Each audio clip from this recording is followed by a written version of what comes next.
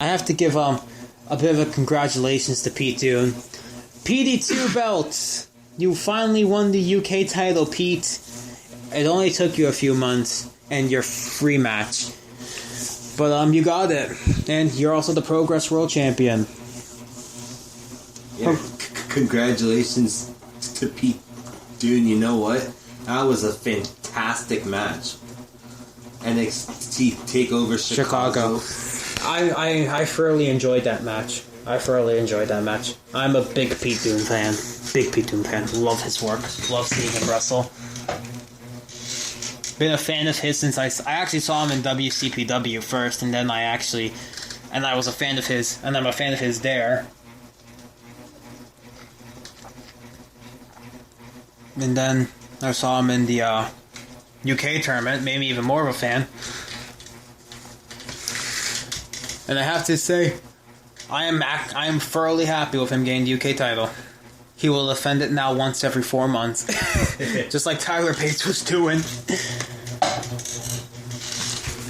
But even then, well, apparently they're getting a new weekly TV show for the British talent. I guess. I don't know what the hell they're going to do with that. I guess it's something. It'll be interesting to see. It'll be interesting to see where they go. But, yeah, Takeover Chicago. I thoroughly enjoyed the show. As usual, I'm usually impressed by the takeovers. The takeovers usually make me entertained. But I don't know about you. Yeah, I'm always enjoyed watching NXT takeovers. They're so much fun. And they're always better than the actual WWE main roster pay-per-views. I'm sorry. I'm a guy who enjoys a lot of good wrestling. Good wrestling. So the problem with most, I'm not going to get into that fully, but Takeover Chicago was very entertaining. First, Roderick and Eric Young was pretty. Can I say that Roderick Strong fucking killed that match? I'm surprised. I've known Roderick for years. And he did not let up with those knees at all. The crowd seems really behind Roderick. It's funny, 3 weeks ago the crowd couldn't have cared less about Roderick, but then I'm surprised those video packages actually worked. Because they did the video packages, and now all of a sudden everyone seems to love the guy. Even watching those, I learned more about Roderick than I ever knew. I don't even really know Roderick personally. I don't really know much of his personal shit. Yeah, and that's what it basically showed you. It just showed you his personal life, but Roderick Strong, and Eric Young, I was thoroughly impressed with that match. I wasn't expecting too much out of that match. I was expecting it to be like a nice little opener. I was expecting Roderick to win, but for the most part, the match seemed pretty good. Eric Young came out with Damo and Alexander Wolf. I almost said Sawyer Fulton. He came out with Alexander Wolf. They did their things. They did their spots. It was a good opener. Got the crowd pumped. Didn't take too much energy out of the crowd. Pretty solid 15-minute match. Followed up on by the UK match, which I personally feel was the best match of the night. Yeah, that was the best match of the night. No offense to any. No offense to Eric or Roderick or Rude or Hideo, but that was the match of the night. You know what though? I kind of have to say that Rude and Hideo in my mind was kind of the maybe even of the tag team ladder match, because I did not expect anything to happen from that. I wasn't. My big thing was, what are the Offers of Pain going to do? Because I was thinking, these guys climbing ladders. I'm really expecting this to be a pretty simple match. The Offers of Pain, they went through. I don't know how many ladders. They went through 2 ladders each. The one ladder, the one ladder flew. I found out. The Offers of Pain went through ladders. But DIY didn't go through any ladders. No, Johnny just made that hilarious sacrifice moment where he literally he pushes Ciampa out of the way and takes a ladder shot from I think Akam. No, it's actually both of them. Jammed the ladder right in his face. Oh, it was both of them. Yeah, Johnny just pushes Ciampa aside and takes the hit himself. It was. And then meanwhile, after the match ends, Ciampa just destroys Gargano. I like that. I liked seeing Ciampa. I like seeing Ciampa give that. So it looks like we're going to be seeing a rivalry between. I don't know the full thing about breaking. I don't know what their game plan is for breaking them up. I'm not going to go and say, "Oh, this is a bad idea. This is bad." I'm not trying to say it's a bad idea, but I enjoy. They're singles wrestlers. No offense, but Ciampa's mostly been a singles wrestler his career. I know Gargano's kind of worked half and half with his career, but at the same time, I enjoyed them singles. I enjoyed Tommaso Ciampa in Ring of Honor when he was there. If you bring up Tommaso Ciampa's Ring of Honor work quite sometimes. Well, he was very impressive there. I'm pretty sure he was a Ring of Honor World Television Champion multiple times. I'm sure. I think he was, but when he was doing that Sicilian psychopath stuff, that was entertaining. He was a good heel too. Even the moves he has now in NXT, like that bridging armbar. I don't know too much about Gargano himself. I've seen a bit of his independent work. I'm actually shocked that they let Ciampa sometimes use that power bomb lung blower. That looks extremely painful to be taken. I don't care how safe you are. That looks extremely painful to be taken. And when he hits those knees, my God, he hits you with those knees like you hear them. But yeah, spoiler alert for whoever hasn't seen Takeover Chicago. Ciampa basically killed Gargano at the end. They were hugging, threw him right into the frickin' Tron. Basically climbed the table and gave him a Celtic cross off the announce table that was high on the platform onto the lower tables below. Exactly. It was great. The tag team ladder match impressed me. And Gargano, that one moment. Gargano sold that though because he was shaking. Fucking that moment where so two ladders were set up. You have Akam and Ciampa on one, Rezar and Gargano. Ciampa jumps down, pushes the ladder, which takes out himself and Rezar. Gargano jumps onto the other ladder, takes out Akam. I found that hilarious. That was just such a random ass spot, and how they end the match on you think Gargano and Ciampa have won it, and then they push the ladder down. They're hanging there, and they get the tag finisher. I don't fully remember. I don't know its name. I don't know. I can't remember its name. I'm not going to try and guess its name, but they do their tag finisher. Hit them against each other, then into the power bomb, and they climb up and they get the titles. Offers of Pain retained. That was actually the main event too. You'd think that the main event would have been Rude and Hideo. Hideo isn't injured, so he actually gets a title shot for once.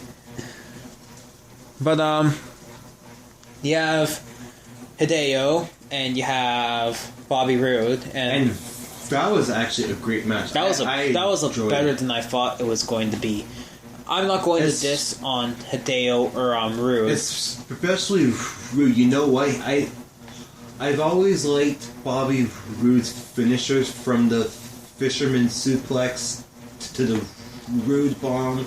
I've liked Bobby Roode for a while. Crossface. I've liked them all. I've liked Bobby, but I have to admit that the implant DDT has been the best one. I think the DDT. It's so simple and it's effective. It doesn't have to be flashy. How he ended the match, hitting them twice in a row, like picking him up from the ground. Hideo goes into the GTS, gets hit with the Glorious DDT. They roll. He hits another Glorious DDT and gets the pin. I didn't see it coming. At least after I saw he reversed the GTS, I knew it was over. But I'll give him credit. And Rude's I've liked Rude. I think probably since the build up to his first and only TNA World Title run, when he got that stuff. But one thing I want to talk about Rude is his entrances. His entrances are always so over the top. Oh my God, that entrance at NXT Takeover. With the piano and then the smoke and then him coming out. The crowd was fucking screaming his theme. Man, I was screaming his theme. His theme's so catchy. Bobby Roode, he got over in a week just because of his theme. That's basically the truth of it. It sounds like something that Queen would have made. Or Sabaton. One of those two bands, but Rude, it was a pretty damn good match. It was better on they made Hideo look pretty damn good, even in losing. Even in losing, Hideo looked good. He put up a damn fucking good fight, and he did dominate quite a bit of the match. I'm not going to get into full, big details on the match, but when it comes to Rude and Hideo, they're both talented guys. Rude I've known since TNA, and Hideo I partially knew when he was wrestling as Kenta. I don't watch a lot of pro wrestling, Noah. I don't. I'll be honest. I don't either. I don't. I keep up to date with it, where I keep up with what's going on, but I don't watch anything from it. Kind of like All Japan and all the rest of them. Like, I know what's going on with the companies, I know what they're doing, but I don't actually watch them. The only I watch, sometimes I watch them. Sometimes. I shouldn't say I never watch them, because sometimes I'll watch an event or two. But for the most part, the only Japanese wrestling I watch on a regular basis is New Japan. That's about it. But, Hideo has been kind of had the problem where he's been so injury plagued. He spent more time on injury than he has actually on wrestling. Which is kind of... Yeah, that happens sometimes, right? It's kind of sad. But they're making him look like a big player, at least. At least. He's getting better treatment than Hero's gotten so far. Yeah. Chris Hero's kind of just disappeared. But that's the thing with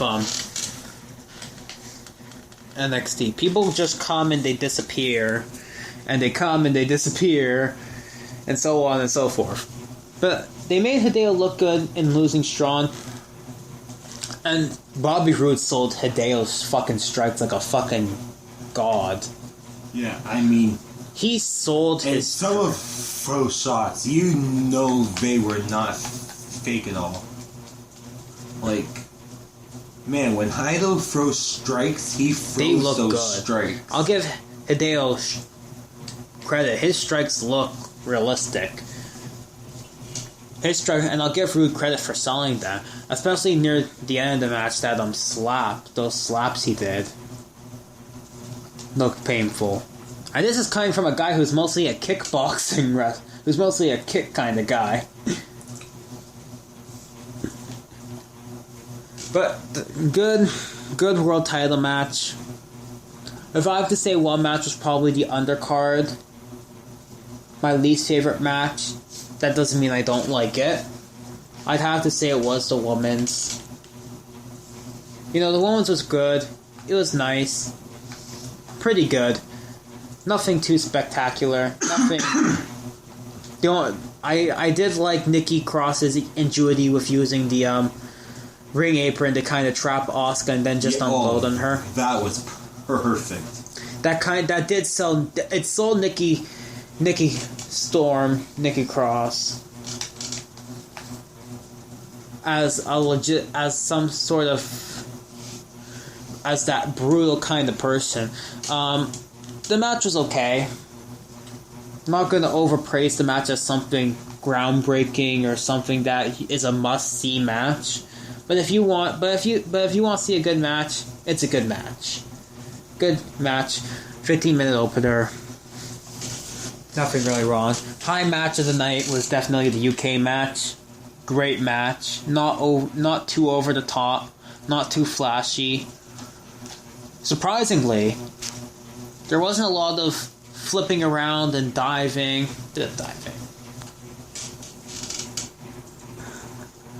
But for the most part, it was pretty grounded, actually, the UK match. Yeah, it was kind of grounded a lot. and I like those kinds of matches. I like this kind of matches. It wasn't too over the top. It was. They told it was good. They didn't have to rely on doing suicide dives and doing flips all over the place to get anything. Granted, I don't think Pete Dunne would have done a flip if you paid him a fucking $1 million, but they put on a damn good match. And I'll give Tyler Bate credit. He's freaking young. He's a kid, and he's still putting on some damn good matches. And Pete Dunne is definitely a guy. Pete Dunne's a guy who I'd like to legitimately see in NXT, or just in the full-time WWE. He's one of the guys I'd like to see.